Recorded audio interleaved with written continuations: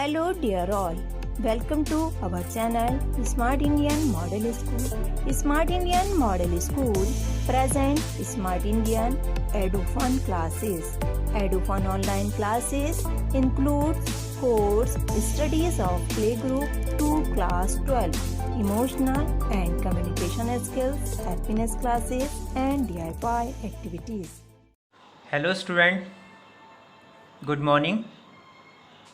Student, today now in this video we are going to start Newton's third law of motion. Okay, इससे पहले in the last lecture we have learned about Newton first law of motion and Newton second law of motion. Okay, so Newton first law of motion, which is also called law of inertia, which is also called law of inertia. Okay, so what is law of inertia? According to law of inertia, a body at rest will remain at rest and a body in motion will continue in motion unless it is compelled by an external force. Okay, यानी अगर कोई body rest condition में है तो वो rest में ही बनी रहेगी लाइफ टाइम, या अगर कोई बॉडी मूव कर रही है सो वो कंटिन्यू मोशन में रहेगी. कब तक? जब तक कि उस पर कोई एक्सटर्नल फोर्स अप्लाई नहीं हो जाता है. ओके, इसके बाद हमने डिस्कस किया था Newton second law of motion. Okay, according what is Newton second law of motion? So according to Newton second law of motion, force applied on a body is directly proportional to change in momentum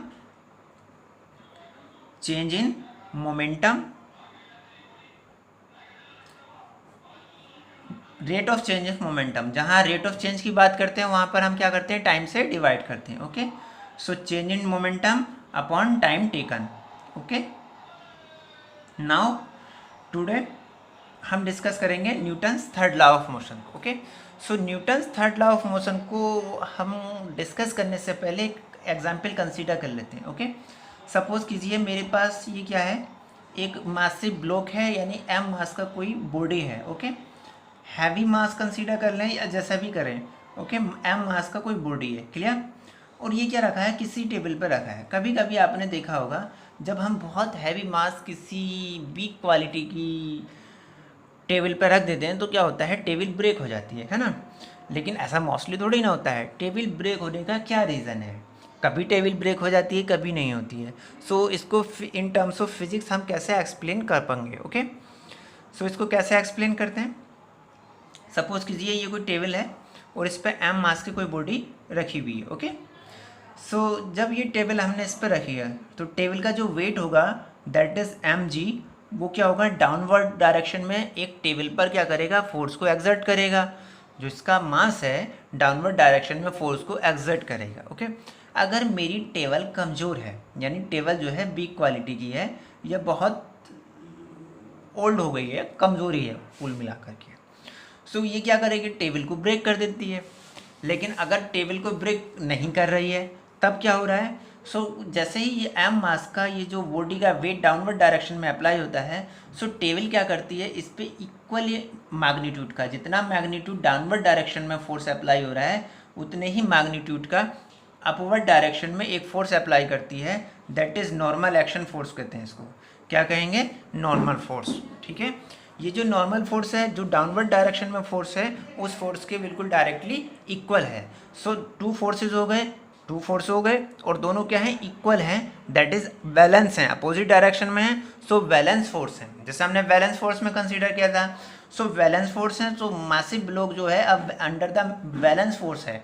सो ये क्या करेगा? Motion में नहीं रहेगा, है ना. कोई motion नहीं करेगा, यानी टेबल ब्रेक नहीं होगी.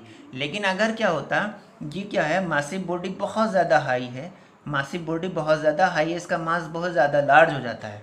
ओके, ग्रेड मास काफ़ी ग्रेटर है. सो क्या करेगा? ये जो डाउनवर्ड फोर्स है इसका वैल्यू क्या हो जाएगा? काफ़ी हाई हो जाएगा. सो जो टेबल उतना रिएक्शन नहीं कर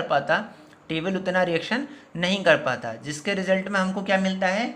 ये जो मैसिव ब्लॉक है वो क्या करेगा? डाउनवर्ड फोर्स ग्रेटर हो जाएगा और जो रिजल्टेंट फोर्स है दैट इज़ अनबैलेंस हो जाएगा. सो अनबैलेंस के केस में क्या मिलेगा हमको?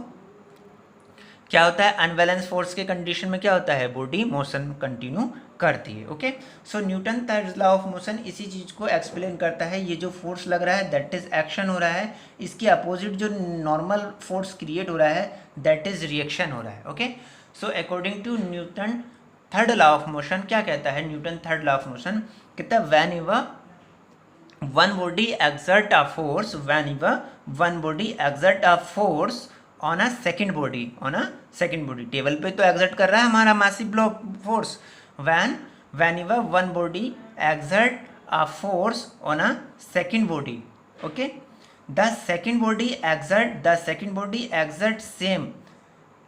exert an equal and opposite force on the first body. Okay, this is called Newton third law. Okay, इसको सिंपल वर्ड्स में कहें सो क्या कहें, टू एवरी एक्शन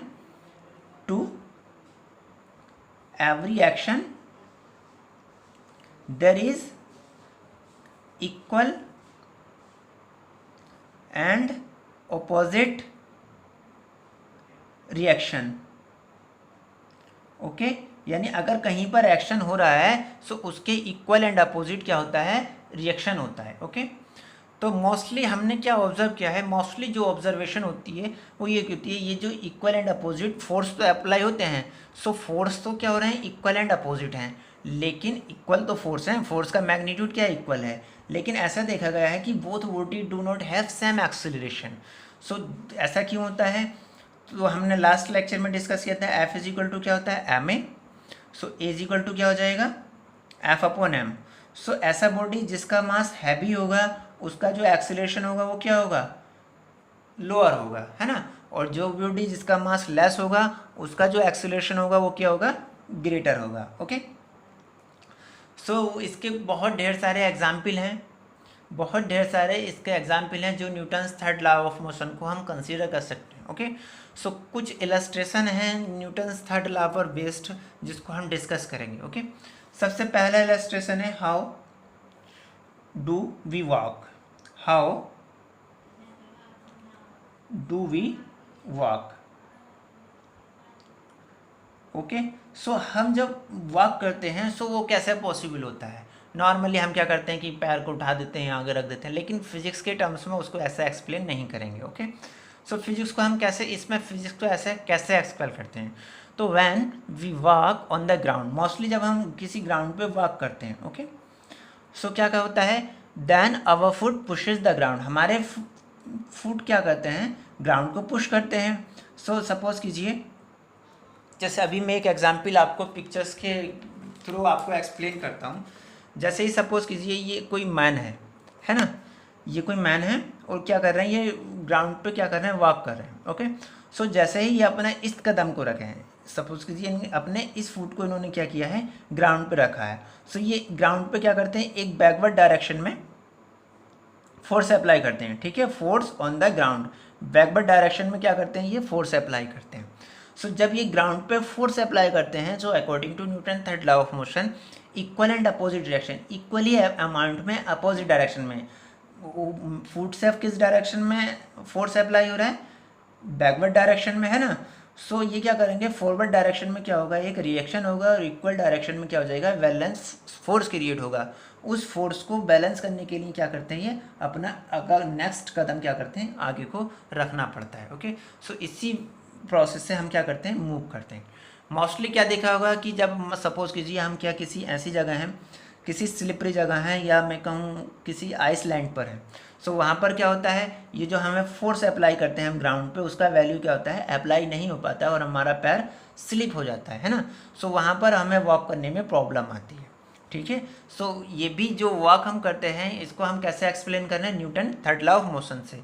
एक्शन हो रहा है, हम ग्राउंड को क्या कर रहे हैं, एक्शन दे रहे हैं। सो ग्राउंड क्या कर रहा है, हमको equal and opposite forward direction में फोर्स लगा रहा है, और उस फोर्स को प्रेस बैलेंस करने के लिए हम अपने कदम को एक नेक्स्ट स्टेप लेते हैं। सो नेक्स्ट स्टेप जैसे ही हम ग्राउंड पे रखते हैं, फिर से ग्राउंड पे फोर्स लगता है, फिर ग्राउंड हम पे फोर्स लगाता है, सो फिर हम नेक्स्ट स्टेप लेते हैं और हम फॉरवर्ड डायरेक्शन में मोशन करते रहते हैं। क्लियर, अगर कोई आदमी पर्सन बैकवर्ड डायरेक्शन में मोशन कर रहा है, सो उसका फोर्स क्या लगेगा, फिर से अपोजिट डायरेक्शन में क्रिएट होगा। ओके, सो क्लियर हो गया होगा कैसे हम इसको एक्सप्लेन करते हैं। इसके अलावा इसका और एक अच्छा इंपॉर्टेंट एग्जाम्पल है, वाई अ गन रिकॉइल, कोई भी गन जो है रिकॉइल क्यों होती है। तो होता क्या है, नॉर्मली इनिशियली क्या होता है, किसी भी गन में बुलेट और जो गन है रेस्ट कंडीशन में रहती है। जैसे ही हम क्या करते हैं, फायर करते हैं, जैसे ही हम फायर करते हैं सो बुलेट क्या करता है, बुलेट पे एक्शन होता है, बुलेट पे क्या होता है, एक्शन होता है। सो इक्वल ही फोर्स क्या करता है, हमारा गन पे अप्लाई होता है, और गन पे क्या होता है, बुलेट का रिएक्शन होता है, और गन भी क्या होती है, बैकवर्ड डायरेक्शन में मोशन करना स्टार्ट करती है। ओके, सो ये क्या करती है, शोल्डर्स को जर्क कर देती है ना, या किक करती है, जर्क और kick to a shoulder of the gunman. तो ऐसा आपने किसी ने अगर शूटिंग की है गन से, सो वो उसने ऑब्जर्व किया होगा प्रैक्टिकली, है ना, क्या होता है, एक पीछे की साइड में बैकवर्ड फोर्स हम पर अप्लाई होता है। सो ये भी बहुत बढ़िया एग्जाम्पल है। इसके अलावा जो एक और अच्छा एग्जाम्पल है उसको हम कंजर्वेशन ऑफ मोमेंटम में डिस्कस करेंगे। ठीक है, कंजर्वेशन ऑफ मोमेंटम और Newton's law of action same है। ओके, सो नेक्स्ट लेक्चर में डिस्कस करेंगे, या कंजर्वेशन ऑफ मोमेंटम में हम डिस्कस करेंगे motion of A rocket. Okay, motion of A rocket, rocket का मोशन क्या है, वो भी जो है न्यूटन्स लॉ ऑफ एक्शन या Newton's third law of motion पर ही वर्क करता है। ओके, उसका जो प्रिंसिपल है Newton's third law of motion पे ही बेस्ड है, और Newton's third law of motion conservation of momentum पे बेस्ड है। सो इसको हम नेक्स्ट वीडियो में डिस्कस करेंगे। ओके, यदि आपको हमारा वीडियो अच्छा लगा हो तो आगे की वीडियो की नोटिफिकेशन प्राप्त करने के लिए कृपया बेल बटन दबाएं और चैनल सब्सक्राइब करना ना भूलें। Please subscribe our channel of Edufun classes. Thank you for watching.